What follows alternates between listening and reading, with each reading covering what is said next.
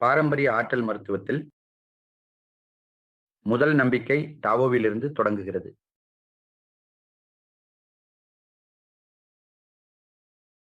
Bruce லீ சொன்னதை நீங்க பார்க்கலாம்.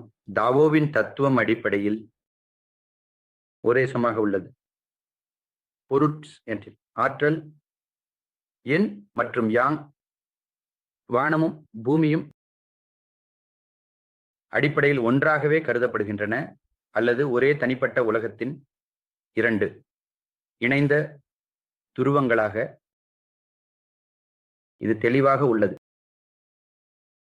தாவோ உங்களுக்கு சொல்லுகிறது, உங்களுக்கு ஒரு விஷயத்தை மட்டும் கற்றுக் கொடுக்கவில்லை. அது 2 விஷயங்கள், ஆற்றலும் பொருளும்.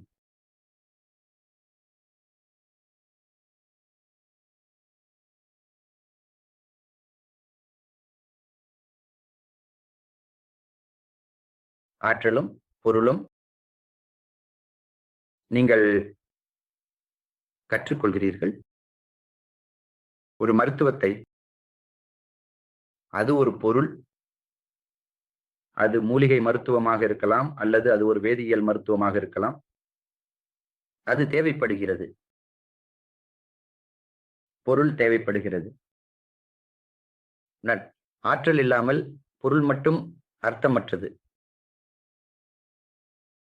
அதுபோலவே நீங்கள் பொருளுடன் மட்டும் செயல்படுகிறீர்கள் என்றால், நான் உங்களுக்கு ஒரு எளிய உதாரணம் கொடுக்கிறேன். பல நோயாளிகள் அவர்களுக்கே ஒரு குடல் மருந்தை எடுத்துக்கின்றார்கள். அது வேலை செய்யுமா இல்லையா? 100% உறுதியாக அது வேலை செய்கிறது. ஏனெனில் வயிற்றில் உள்ள பொருள் ஒரு அமிலம், நீங்கள் மற்றொரு பொருளை கொடுக்கிறீர்கள், அது ஒரு அடிப்படை. ரெண்டுமே ஒருவருக்கொருவர் எதிர்வினை செய்கின்றன. அது குடல் அமிலத்தை குறைக்கிறது. அற்புதமாக வடிவமைக்கப்பட்டதா இல்லையா? அந்த குடல் மருந்தை யார் வடிவமைத்தார், யார் கண்டுபிடித்தார்? பட் நன்றி கூறுகிறார்கள். நான் ரொம்ப அவதிப்படுகிறேன், நான் சாப்பிட முடியல, நான் கழிப்பறைக்கு செல்ல முடியல, எனக்கு வயிற்றில் மிகவும் அசௌகரியம், நான் ஒரு மருந்தை எடுத்தேன். ஆனால் இப்போது விளம்பரத்திலே மக்கள் சொல்றார்கள், நீங்கள் அறிவீர்களா எத்தனை வினாடிகள் அது செயல்படுகிறது? இல்லை, அது 6 வினாடிகள். நீங்க வந்து அறிவீர்கள் அது என்ன என்பதை. நான் மேகிடம் கேட்கல, 2 நிமிடங்கள். அது 6 வினாடிகளில் செயல்படுகிறது, நீங்கள் அறிவீர்கள். விளம்பரத்தில் அவர்கள் என்ன சொல்றார்கள்? 100 அது செயல்படுகிறது. ஆனால் ஒரே விஷயம் யார் ரெண்டா கான்ட்ராடின் எடுக்கிறாங்க, அல்லது நீங்கள் அறிவீர்கள்.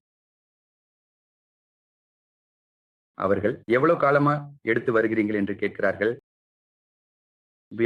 தீர்வு காண்கிறார்கள். எவ்வளவு காலமா? 1 வருஷம், 2 வருஷம், 3 வருஷம், 5 வருஷம். நான் காகிதங்களில் பார்த்தேன், நோயாளிகள் அவர்கள் எடுத்து வருகிறார்கள் 15, 20 ஆண்டுகளாக. நான் எந்த நோயாளியும் உணவுக்கு முன் சூப் போல, உணவுக்கு முன் நாம் சூப் குடிப்பது போல, அதே போல உணவுக்கு முன் அவர்கள் மருந்து எடுக்கிறார்கள். நீங்கள் மருந்து எடுக்கவில்லை என்றால் அந்த அமிலம் மேலே வரும் மற்றும் அது சாப்பிட அனுமதிக்காது. நீங்கள் பொருளை கையாளுகிறீர்கள் என்றால், நீங்கள் அமில அடிப்படையிலான கருத்தாக இருந்தால், நீங்கள் ஒரே வருடம் 10 ஆண்டுகள், 20 ஆண்டுகள் மருந்து எடுக்க வேண்டும். இங்கே மற்றொரு தர்க்கம் உள்ளது. டேம் என்பது இது அனைத்தும் ஒன்றாக உள்ளது. நான் இதை கிழக்கு அறிவியல் என்று அழைப்பேன். இது இந்திய அறிவியல், அல்லது தாவோவாதம், அல்லது சீன தத்துவம், அல்லது கிழக்கு தத்துவமாக இருக்கலாம். எடுத்துக்கொண்ட நான் இதை கிழக்கு தத்துவம் என்று அழைப்பேன். கிழக்கு தத்துவத்துல நாங்கள் 2க்கும் முக்கியத்துவம் கொடுக்கிறோம். ஆகவே உங்களுக்கு வயிற்றுப்போக்கு இருந்தால் நான் உங்களுக்கு மருந்து கொடுப்பேன். ஆயுர்வேதத்தில் பல மருந்துகள் உள்ளன, நீங்கள் அதை அறிவீர்கள். அபியாரிஷ்டம் போன்றவை. மதிபால ரசாயனம், அவிபதிகார அச்சுர்ணா, இந்த மருந்துகள் அனைத்தும் அற்புதமாக செயலிழக்க செய்கின்றன, நீக்குவதற்கு அற்புதமாக செயல்படுகின்றன. நீங்கள் மருந்து மட்டும் கொடுத்தால், நீங்கள் மூலிகை மருந்து அல்லது ஆங்கில மருந்து மட்டும் கொடுத்தால் உங்கள் சிகிச்சை முடக்கப்படும். மட்டும் ஏன் நீங்கள் அறிவீர்களா? நீங்கள் எந்த மூலிகை அல்லது எந்த மருந்து ரசாயனம் அல்லது மூலிகை வடிவில கொடுத்திருக்கிறீர்கள், அது ஒரு நாள் அல்லது அதற்கு மேல் வேலை செய்யும். அதிகபட்சம் 1 வாரம் மட்டுமே செயல்படும். அதுக்கு பிறகு என்ன நடக்குது? மீண்டும் அமிலம் சுரக்குது, மீண்டும் காஸ்ட்ரிக் ஏற்படுகிறது. மீண்டும் நீங்கள் மருந்து எடுத்துக்கொள்ள வேண்டும். வேறு வழி இல்லை, நீங்கள் எடுத்துக்கொள்ள வேண்டும். பிறகு ஆற்றலின் தர்க்கத்தை கேளுங்கள். அதுதான் ப்ரூஸ்லி சொன்னார். கிழக்கு மருத்துவம் 2 விஷயங்களை கையாள்கிறது: பொருள் மற்றும் ஆற்றல். பொருள் என்னவென்றால், நீங்கள் மூலிகை மருந்தை அடிப்படையாக கொடுக்கிறீர்கள். ஆற்றல் என்ன? நான் வயிற்றின் ஆற்றல் பற்றி கற்றுக்கொள்கிறேன். வயிற்றின் சூடு என்ன? வயிற்றின் ஈரப்பதம் என்ன? வயிற்றின் உலர்ச்சி விதி என்ன? வயிற்றின் குளிர்ச்சி எவ்வளவு இருக்க வேண்டும்? வயிற்றுல வேகம் என்ன?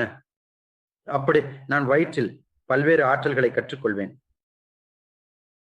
அப்புறம் நான் உங்களுக்கு ஒரு புள்ளியை கொடுப்பேன். அது ஒரு மர்ம புள்ளியாக இருக்கலாம், அல்லது அது அழுத்த மருத்துவ புள்ளி, ஊசி மருத்துவ புள்ளியாக இருக்கலாம்.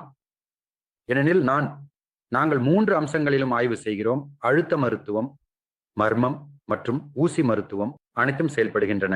ஆனால் அனைத்தும் ஆற்றல் பார்வையில் செயல்படுகின்றன, பொருள் பார்வையில் அல்ல. பொருள் பார்வையில் அல்ல.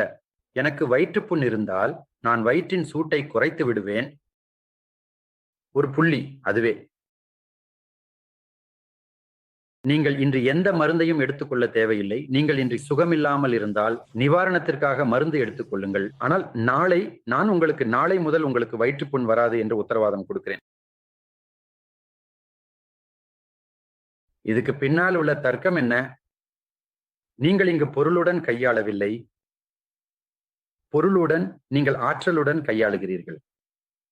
யாராவது எனக்கு செரிமானக்கேடு உள்ளது என்று சொன்னால் நான் சாப்பிடுவேன், ஆனால் அது செரிக்காது. அது செரிக்க அதிக நேரம் எடுக்கிறது. காலை ஒரு தோசை அல்லது 2 இட்லி எடுத்தால் மாலை வரை எனக்கு பசிக்கவில்லை. அப்பொழுது அது மிகவும் எளிது. வயிற்றில் வேகம் இல்லை,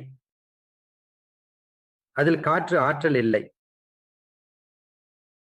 அது உணவை வயிற்றிற்கு, பன்னீரில் இருந்து சிறிய குடலுக்கு நகர்த்தவில்லை, அது நகரவில்லை.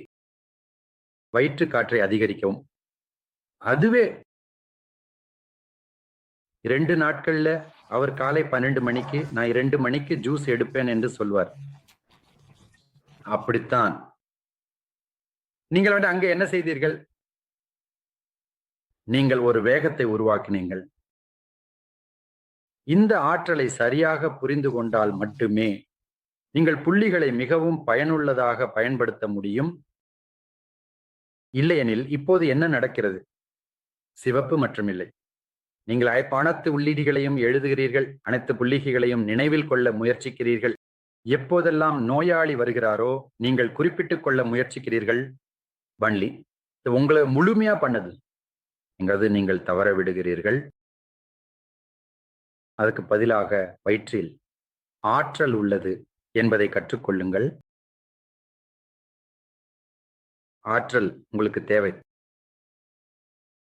அதுவே கிழக்கு தத்துவம் உங்களுக்கு சொல்கிறது.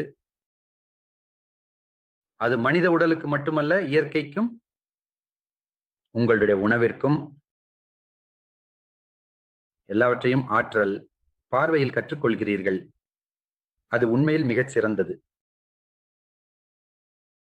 ஒரு மேலை நாட்டவருக்கு மேலை நாட்டு தத்துவம் அவர்களிடம் சென்று கேளுங்கள். கோழி மற்றும் ஆட்டிறைச்சி, அவர்கள் 2ம் புரதம் என்று கூறுகிறார்கள். புரதம் ஒரு பொருள். கோழியின் ஆற்றல் என்ன? அது காற்று வெப்பம். ஆட்டிறைச்சியின் ஆற்றல் என்ன? அது ஈரப்பதமான குளிர்ச்சி.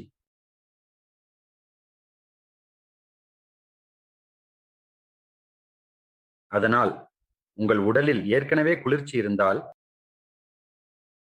கனத்தன்மை, வீக்கம், நீர் தங்குதல், நீங்கள் ஆட்டிறைச்சி எடுக்க இன்னும் கனத்தன்மையை உருவாக்கும், இன்னும் செரிமான குறைபாட்டை உருவாக்கும், இன்னும் தங்குதலை உருவாக்கும். அதே நேரத்துல உங்களுக்கு அதிக உடல் வெப்பம் மற்றும் காற்று வீழ்ச்சி, குடல் புண் மற்றும் அமைதியின்மை இருக்கிறது. நீங்கள் கோழி எடுத்துக்கொள்ளக்கூடாது. அது ஏற்கனவே அது ரொம்ப காற்று வெப்பம் அதிக யாங் ஆற்றலை உருவாக்குகிறது. உடலில் வேகம்